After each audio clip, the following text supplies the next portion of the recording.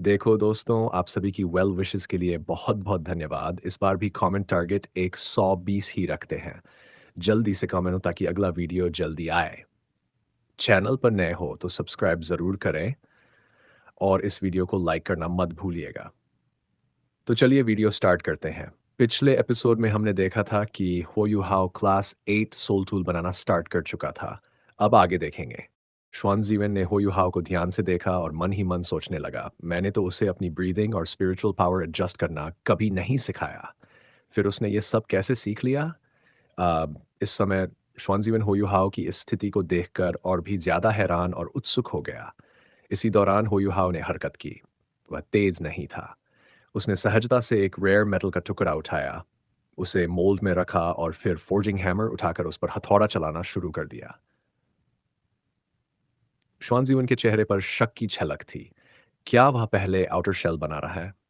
किसी भी soul engineer के लिए एक सोल टूल बनाते समय सबसे पहले कोर फॉर्मेशन तैयार की जाती है, क्योंकि किसी भी एडवांस टियर सोल टूल का आउटर शेल बनाना मुश्किल नहीं होता। असली कठिनाई तो कोर फॉर्मेशन में होती है। लेकिन हो यू हाउ पहले आउटर शेल बना रहा था। ये आखिर कर क्या रहा है? असल में श्वान जीवन ने उसे बहुत ऊंचा आंका था। हो यू हाउ ने आउटर शेल इसलिए चुना क्योंकि वह काफी समय से गंभीरता से कोई सोल टूल नहीं बना पाया था। आखिरी बार उसने रेडियंट सिटी की प्रतियोगिता में ऐसा किया था।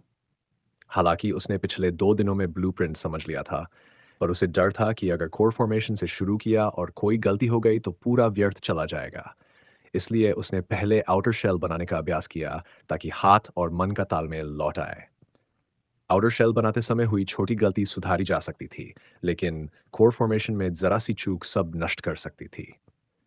हो यू हाउ ऐसा जोखिम नहीं लेना चाहता था, इसलिए उसने पहले आउटर शेल से शुरुआत की ताकि निर्माण का अनुभव दोबारा पा सके।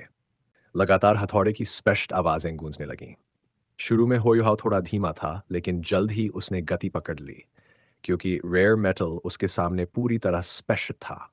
उसकी तीव्र स्पिरिचुअल पावर के कारण वह हर सूक्ष्म बदलाव देख पा रहा था, इसलिए उसे ज़्यादा सोचना नहीं पड़ रहा था। उसे महसूस हुआ कि उसकी रफ्तार बहुत धीमी है, इसीलिए उसने स्वाभाविक रूप से तेज़ी बढ़ा दी। दूसरों को वह बहुत तेज़ लग रहा था। उसके फॉर्जिंग की आवाज़ बारिश की बूंदों के पत्तों पर गिरने जैसी मधुर थी। उसकी हर हरकत सुंदर और लयबद्ध थी।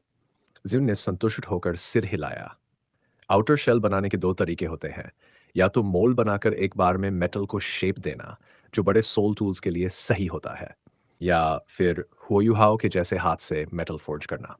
कार्विंग टेबल पर ऐसा करना आसान होता है क्योंकि वहाँ अलग-अलग उपकरण होते हैं, पर होयुहाओ इतनी गति और स्थिरता से कर रहा था कि श्वानजीवन भी वैसा नहीं कर सकता था। इसमें स्थिरता, सटीकता और तीक्ष्ण अवलोकन की ज़रूरत होती है।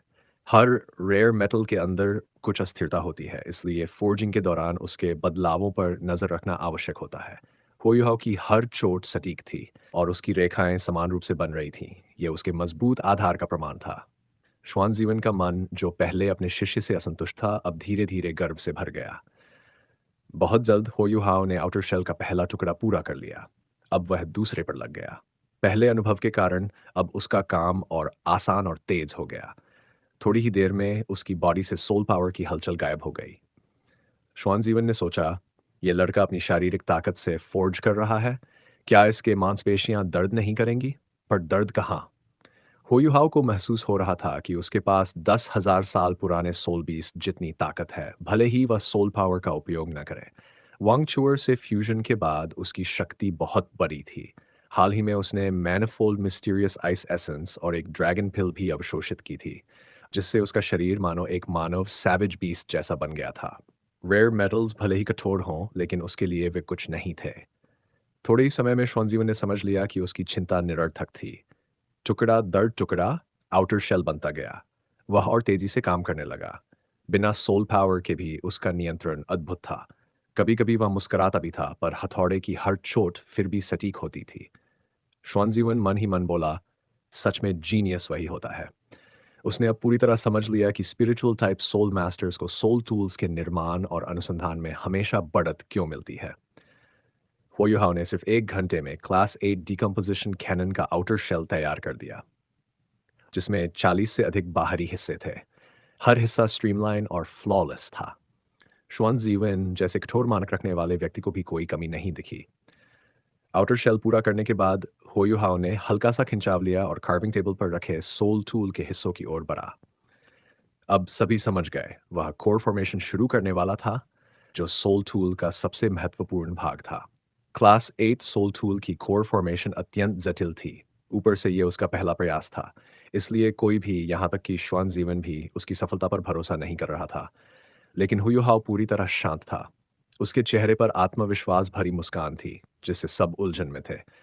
वे जानते थे कि ये लड़का चमत्कार करने में माहिर है, इसलिए सब उसकी इस कोशिश के साक्षी बनना चाहते थे। श्वानजीवन बस चुपचाप खड़ा उसे देख रहा था।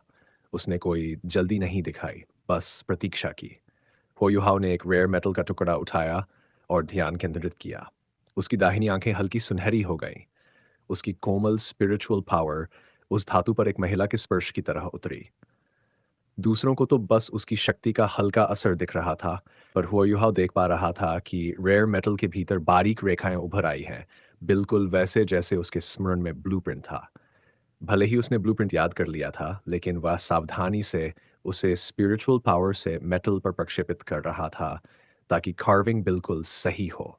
उसने कार्विंग नाइफ का प्रयोग नहीं किया। उसकी दाहिनी हाथ की 5 उँगलियों से डार्क गोल्डन ब्लेड निकल आए। ये उसकी डार्क गोल्डन टेरर क्लॉज़ थीं। लेकिन उसने पूरी शक्ति नहीं जगाई, बस 1 इंच तक उन्हें बाहर निकाला ताकि कार्विंग नाइफ जैसा नियंत्रण रहे। उसकी ये क्लॉ कार्विंग नाइफ्स की सबसे बेहतरीन ब्लेड्स से भी बेहतर थी। उसने लाइफ गार्डियन ब्लेड का इस्तेमाल नहीं किया क्योंकि अब वह कार्विंग के लिए बहुत बड़ा हो चुका था। उसकी पाँचों उँगलियाँ धीरे-धीरे धातु को छू रही थीं। फिर उसका कलाई हिला और सबने देखा कि डार्क गोल्डन चमक उभरी और 5 पतले टुकड़े रेयर मेटल से अलग होकर नीचे गिरे। क्या वह 5 ब्लेड से एक साथ कार्विंग कर रहा है? हीकेतु की आंखें फटी रह गईं और श्वानज़ुएन भी हैरान रह गया। अब होयुहाव की 5 उँगलियां मधुर लय में चलने लगीं। वह मानो धातु को स्नेह से सहला रहा था। धीरे-धीरे धातु की परतें उतरने लगीं। कार्विंग बहुत तेज नहीं थी, पर पारंपरिक कार्विंग विधि से कहीं अधिक प्रभावी थी। थोड़ी ही देर में कोर फॉर्मेशन का बाहरी आकार स्पष्ट हो गया। श्वानज़ीवन के चेहरे पर मुस्कान उभर आई।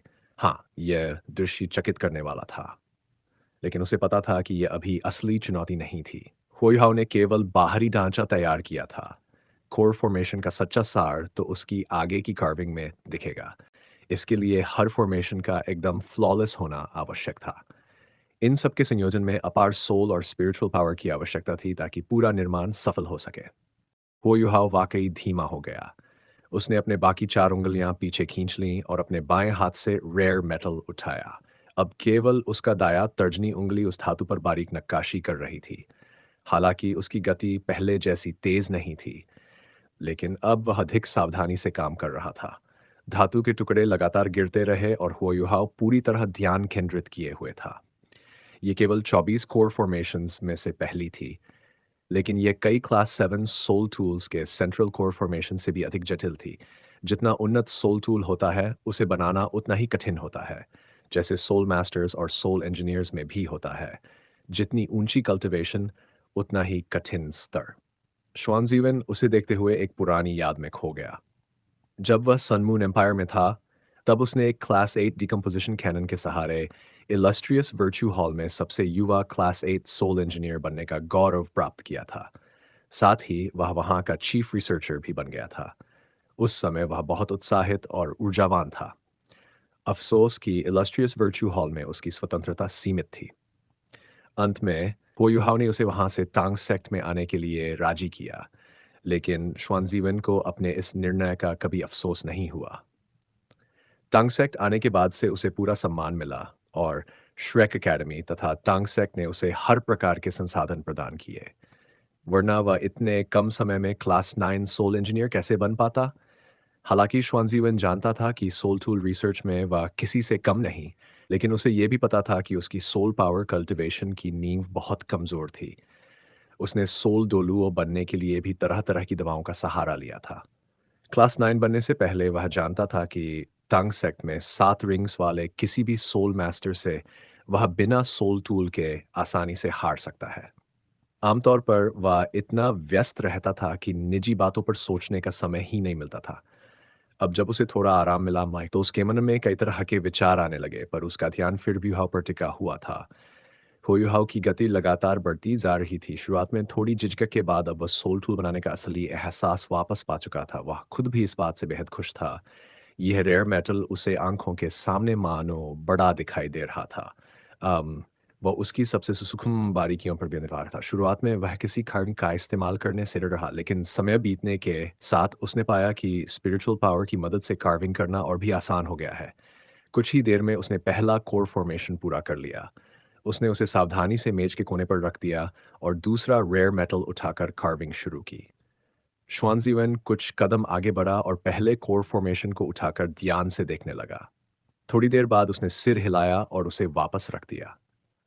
ये लड़का वाकई मेहनत कर रहा है। यही निष्कर्ष श्वानज़ीवन ने उसके काम को देखकर निकाला। इतने कम समय में कोर फॉर्मेशन तैयार करना साबित करता था कि हो युहाओ एक सक्षम क्लास 7 सोल इंजीनियर है और अनुभवी भी।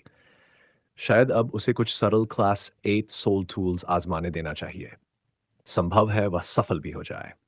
हालांकि यह सिर्फ एक क्षणिक विचार था। अब ओयुहाव की रफ्तार और बढ़ गई थी। दूसरा कोर फॉर्मेशन पहले की तुलना में केवल 4/5वें समय में तैयार हुआ। सभी 24 कोर फॉर्मेशंस एक ही लक्ष्य के लिए बन रहे थे। 3 समूहों में 8-8 फॉर्मेशंस, जिनमें कुछ समानताएं थीं और कुछ आपसी संबंध भी। पहला समूह तैयार करने में उसे 2 घंटे लगे। 8 फॉर्मेशंस मेज पर सलीके से रखी थी। श्वान जीवन के चेहरे पर एक अजीब सी अभिव्यक्ति थी। उसे याद आया कि जब वह क्लास 8 सोल इंजीनियर था, तो क्लास 8 डिकम्पोजिशन कैनन बनाने में उसे 6 दिन लगे थे। केवल पहले समूह के कोर फॉर्मेशंस बनाने में ही उसे 3 दिन लग गए थे। अब वही फॉर्मेशंस हुओ युहाओ ने 2 घंटे में पूरी कर ली। वह चकित था। ये लड़का सच में सफल हो गया? अगर इसमें कोई गलती नहीं है, तो आगे का काम तो और आसान हो जाएगा। क्या ये सचमुच गलती नहीं कर रहा? वह उसे आराम करने की सलाह देने ही वाला था, लेकिन उसने देखा कि होयुहाव तो बिल्कुल थका हुआ नहीं लग रहा, तो फिर आराम की जरूरत नहीं है। श्वानजीवन ने मन में मुस्कुराते हुए सोचा। वह बाहर निकला। रात काफी गहरी हो चुकी थी। आसमान देखकर अंदाजा लगाया कि सुबह होने में लगभग 6 घंटे बाकी हैं। हम्फ, अगर ये सुबह तक पूरा नहीं कर पाया तो सफल होने पर भी मैं नहीं मानूंगा। और अगर कर भी लिया, तो क्या फायदा अगर वह काम न करे। वह ये भी नहीं समझ पाया कि उसका दृष्टिकोण अब बदल चुका था। जहाँ शुरुआत में उसे होयुहाव की असफलता तय लग रही थी, अब वह सोचने लगा था कि इसे कैसे रोका जाए। होयुहाव को इन बातों का पता नहीं था। वह तो पूरी तन्मयता से काम में जुटा हुआ था। दूसरे समूह के कोर फॉर्मेशंस पहले की तुलना में आसान थे, पर वह जरा भी ढीला नहीं पड़ा। उसे पता था कि एक छोटी सी गलती पूरे निर्माण को नष्ट कर सकती है। ये क्लास 8 सोल टूल था। सोल पावर से सभी कंपोनेंट्स को जोड़ना था। अगर अंदरूनी संरचना में गलती हुई तो सब व्यर्थ हो जाएगा और कीमती रेयर मेटल्स भी बर्बाद होंगे। एक के बाद एक काम करते हुए वह मन में गिनती कर रहा था। समय बीतने के साथ उसकी गतिविधियां और भी सुचारू होती जा रही थीं। लगता है बिना अभ्यास के भी मैं और बेहतर हो गया हूँ। है, टीचर श्वान तो जरूर हैरान होगा, लेकिन यह सोचते ही उसने लगभग गलती कर दी, इसलिए तुरंत फिर ध्यान केंद्रित किया। असल में उसका यह सुधार असामान्य था। इसका कारण था उसकी तेजी से बड़ी कल्टीवेशन। अपनी इमेंस स्पिरिचुअल पावर और मजबूत नींव के कारण वह बिना गलती किए इतने कठिन कोर फॉर्मेशंस बना पा रहा था। चाहे क्लास 8 सोल टूल कितना भी जटिल क्यों न हो, मूलभूत सिद्धांत तो वही रहता है। बस ज्यादा ध्यान, सोल पावर और अनुभव चाहिए। होयुहाव के पास अनुभव भले कम था, पर बाकी सब में वह श्रेष्ठ था। ट्विन मार्शल सोल्स वाले सोल मास्टर की सोल पावर समान स्तर के अन्य सोल मास्टर से कहीं अधिक होती है। रैंक 80 पर भी उसकी शक्ति रैंक 85 सोल दुलुओं के बराबर थी। यानी उसकी असली शक्ति टाइटल डोलुओं से ज्यादा दूर नहीं थी।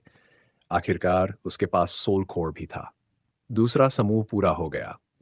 हुओयुहाव ने लंबी सांस ली और गर्दन घुमाकर खुद को थोड़ा ढीला किया। क्या समय हुआ है एल्डेस्ट सीनियर? हुओयुहाव ने बेबे से जवाब दिया। सुबह होने में अभी 4 घंटे बाकी हैं। ठीक है, हुयाओ ने कहा और फिर काम में जुट गया। बाकी सब आराम करने जा चुके थे। बस बेबे, जिजुएचन, श्वानजीवेन और हेकेटो ही कमरे में थे। हिचेटो और श्वानजीवेन का रुकना स्वाभाविक था, लेकिन जिजुएचन का वहीं बने रहना सबको हैरान कर गया। वह कुछ बोला नहीं, बस चुपचाप खड़ा होकर हुओयुहाव को देखता रहा। उसकी आंखों में एक अजीब सी चमक थी, मानो वह किसी गहरी सोच में हो। किसी ने उसे टोका नहीं। ये सोर्ड फैनेटिक बाकी लोगों से अलग था। लेकिन उसकी कल्टीवेशन गति श्रेक 7 मॉन्स्टर्स से भी कम नहीं थी। अब वह पहले की तुलना में कम स्पार करता था। तीसरा समूह सबसे जटिल था, सटीकता की मांग सबसे अधिक थी। उसमें एक फॉर्मेशन ऐसा था जो पूरे स्ट्रक्चर का केंद्र था, सबसे छोटा लेकिन सबसे कठिन। वह केवल चेरी के आकार का था पर उस पर बनने वाले पैटर्न्स बाकी फॉर्मेशंस की तुलना में 2-3 गुना ज़्यादा थे। हुओयुहाओ ने पहले बाकी 7 फॉर्मेशंस बनाए और फिर सबसे जटिल फॉर्मेशन पर ध्यान केंद्रित किया। वह बेहद सावधानी से काम कर रहा था। उसकी आंखों की सुनहरी चमक पहले से और अधिक तेज थी, क्योंकि अब उसे ज़रा-सी गलती का डर था।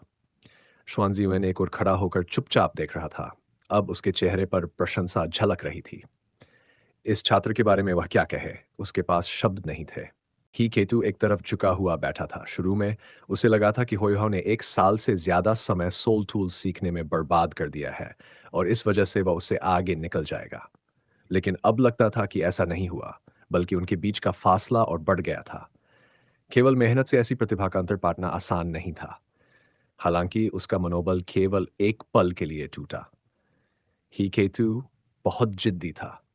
अभी वह पीछे रह गया था, लेकिन इसका मतलब यह नहीं था कि वह हमेशा पीछे रहेगा। एक निश्चित स्तर पर दृढ़ता, भाग्य और बुद्धिमानी तीनों का बहुत बड़ा योगदान होता है। हुयो ने अचानक अपना कोर फॉर्मेशन बनाते समय हाथ रोक लिया। ये देखकर श्वानज़ीवेन हैरान रह गया। हालांकि वह चाहता था कि होयुहाव उसके साथ रहे और सोल टूल्स के बारे में और सीखे। लेकिन उसके मन में यह इच्छा भी थी कि होयुहाव सफल हो जाए।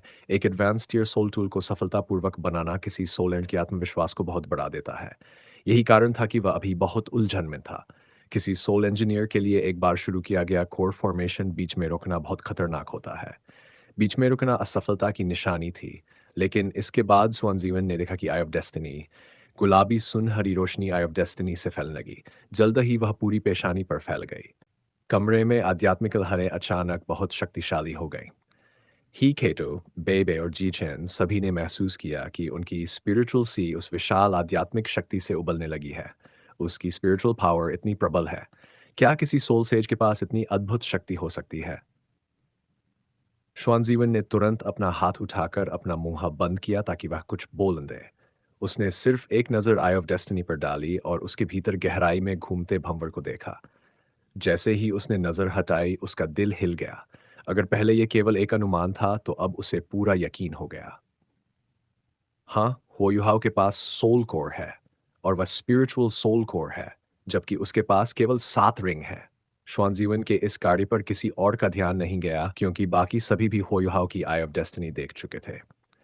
जिजुचिन की प्रतिक्रिया सबसे तेज थी, उसकी इच्छाशक्ति सबसे मजबूत थी।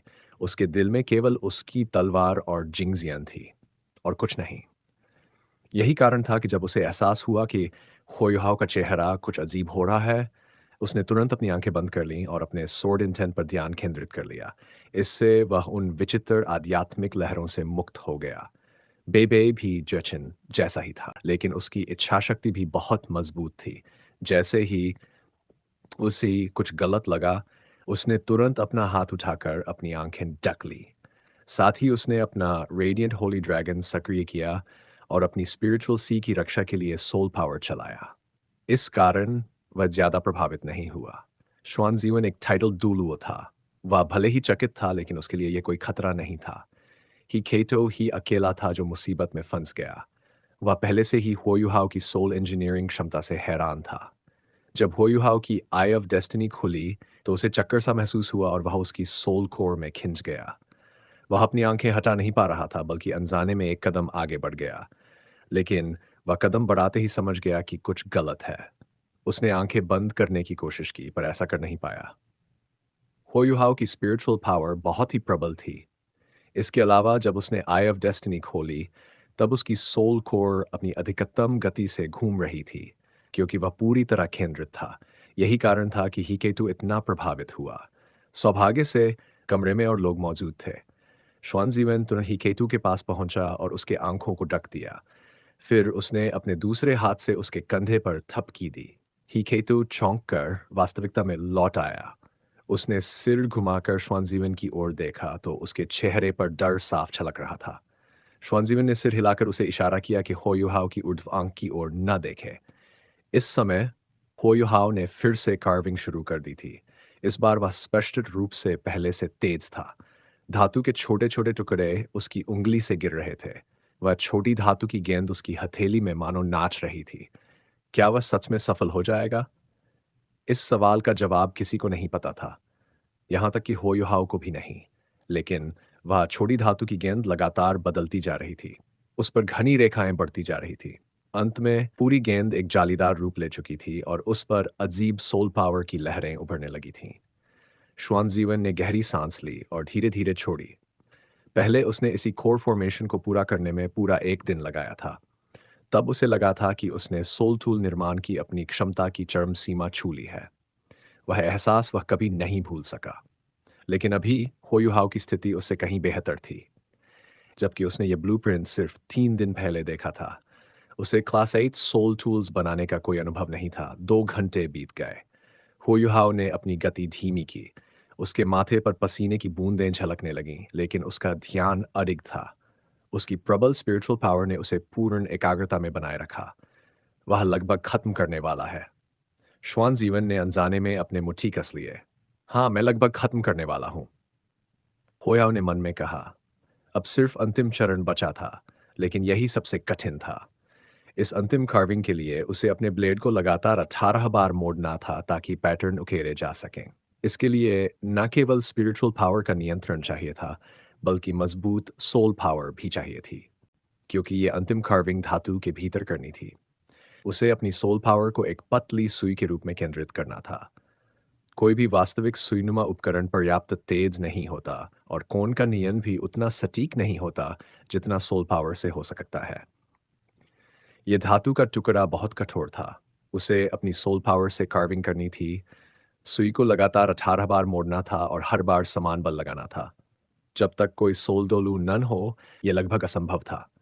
श्वानजीवन का मन हुआ कि वह होयुहाव को रोक दे और स्वयं अंतिम चरण पूरा करे, ताकि उसका सारा प्रयास व्यर्थ न जाए। अगर वह असफल होता, तो यह उसके आत्मविश्वास पर गहरा आघात होता। लेकिन इससे पहले कि वह कुछ कह पाता, होयुहाव पहले ही शुरू कर चुका था। उसने अपने बाएं अंगूठे और तर्जनी से कोर फॉर्मेशन को हल्के से दबाया। उसकी पकड़ भले ही कोमल थी, लेकिन बेहद मजबूत थी। उसने अपने डार्क गोल्डन टेरर क्लॉस को भी समेट लिया था। उसकी उंगली के सिरे पर एक हल्की हरी जेड जैसी सुई आकार की रोशनी बनने लगी। Ice needle. इसके बाद हुओयुहाव ने अपनी उंगलियों को हिलाया। उसका पूरा शरीर हरे जेड रंग की रोशनी में चमक उठा। उसकी उंगली पर बनी आइस नीडल ने बहुत ही निपुणता से कोर फॉर्मेशन में प्रवेश किया। हुओयुहाव के नियंत्रण में वह घूमने लगी। पूरा प्रक्रिया थोड़ी असमतल थी, पर युहाव रुका नहीं। उसकी आई ऑफ डेस्टिनी और अधिक चमकने लगी, उसकी सोल कोर को प्रकाशित करती हुई। उसने ये 18 बार की कार्विंग पूरी कर ली। उसे कुछ तकनीकें पता भी नहीं थी, क्योंकि उसने उन्हें कभी सीखा नहीं था। फिर भी उसने कैसे किया? अपनी खुद की विधि से, दोगुनी सोल पावर खर्च करके। श्वानजीवन के मन में केवल सवाल और आश्चर्य थे। वह विश्वास नहीं कर पा रहा था कि कोई इतना प्रतिभाशाली हो सकता है। लेकिन विश्वास करे या न करे, हुओयुहाव आगे बढ़ता रहा। और अब वह अपनी सोल पावर पहले से भी तेज गति से बाहर निकाल रहा था। वह छोटी कोर फॉर्मेशन अब मंद चांदी जैसी रोशनी छोड़ रही थी। यह स्पष्ट रूप से उसकी सोल पावर के प्रवाह का परिणाम था। और यह उसकी आइस टाइप सोल पावर नहीं थी, बल्कि उसकी शुद्ध सोल पावर थी, जिसमें कोई तत्व नहीं थे। इसका मतलब था कि होयुहाव इस समय एक साथ कई कार्य कर रहा था। श्वानजीवन का चेहरा भावहीन हो गया। उसके मन में केवल एक ही विचार था, क्या यह चमत्कार है? नहीं, यह अब उसके लिए चमत्कार नहीं रहा। यह तो एक पूर्ण अद्भुत घटना थी। वुश! एक हल्की आवाज आई।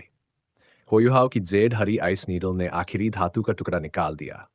जैसे ही उसने सोल पावर डाली, कोर फॉर्मेशन सक्रिय हो गया और हवा में तैरने लगा। मंद चांदी की रोशनी के चारों ओर सूक्ष्म स्थानिक दरारें उभर आईं। वहां वास्तव में स्पेशल एलिमेंट्स मौजूद थे।